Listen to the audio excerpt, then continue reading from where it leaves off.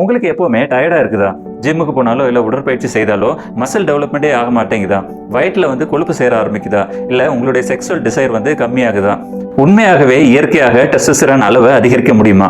இந்த வீடியோல சயின்டிபிக் ஆதாரங்களுடன் அதற்கான விடையை பார்த்துடலாம். முதல்ல உடல் எடையை குறைக்க வேண்டும். வயிற்று கொழுப்பு அதிகமாக இருக்கிற ஆண்களுக்கு டெஸ்டோஸ்டெரான் குறைவாக இருக்க வாய்ப்புகள் அதிகமாக இருக்கு. இரண்டாவது, எக்ஸசைஸ் பண்ணணும். என்ன எக்ஸசைஸ் பண்ணலாம் அப்படின்னு கேட்டீங்கன்னா, ரெசிஸ்டன்ஸ் எக்ஸசைஸ், அதாச்சு squat, dead lift, bench press. நீங்க ஜிம்ல போய் பண்ற வெயிட்டை வச்சு பண்ற எக்ஸசைஸ் தான் ரெசிஸ்டன்ஸ் ட்ரைனிங் எக்ஸசைஸ். மூன்றாவது, ஒரு நல்ல தூக்கம். நிறைய பேர் இதை தான் அலட்சியப்படுத்துறாங்க.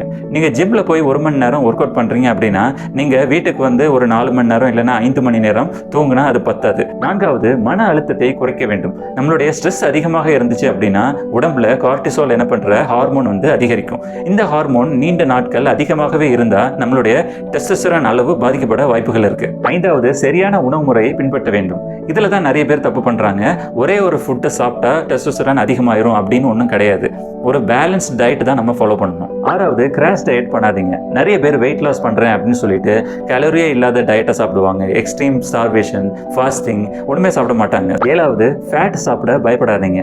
ஹெல்த்தி ஃபேட்ஸ் தான் நான் சாப்பிட சொன்னேன். ஹெல்த்தி ஃபேட்ஸ் எதுல இருக்கும்னு கேட்டீங்கன்னா nuts, seeds, olive oil, groundnut, சில மீன்கள்லையும் ஹெல்த்தி ஃபேட்ஸ் இருக்கு. எட்டாவது, கார்போஹைட்ரேட்டை முழுமையாக தவிர்க்க வேண்டாம். ஒன்பதாவது, விட்டமின் அண்ட் மினரல்ஸ் டிஃபிஷியன்சி இருந்தால் அதை சரி செய்வதன் மூலமா நம்மளுடைய டெஸ்டோஸ்டெரான் அளவை அதிகப்படுத்தலாம். For example vitamin D, zinc, magnesium. பத்தாவது, சப்ளிமெண்ட்ஸ் பற்றிய உண்மை.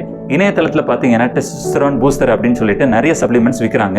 இந்த சப்ளிமெண்ட்ஸ் எல்லாம் சாப்பிட்டோம் அப்படின்னா டெஸ்டோஸ்டெரான் அளவு கூடும்னு உறுதியாக சொல்ல முடியாது. அதுக்கு ஆதாரமும் கிடையாது. இந்த ஷார்ட்ஸ் பிடிச்சிருந்தனா லிங்க் டிஸ்கிரிப்ஷன்ல இருக்கு, கிளிக் பண்ணி முழு வீடியோவை பாருங்க. இந்த வீடியோ பயனுள்ளதாக இருந்தால் லைக் பண்ணுங்க, கமெண்ட் பண்ணுங்க, உங்க உறவினர்களுக்கும் நண்பர்களுக்கும் ஷேர் பண்ணுங்க.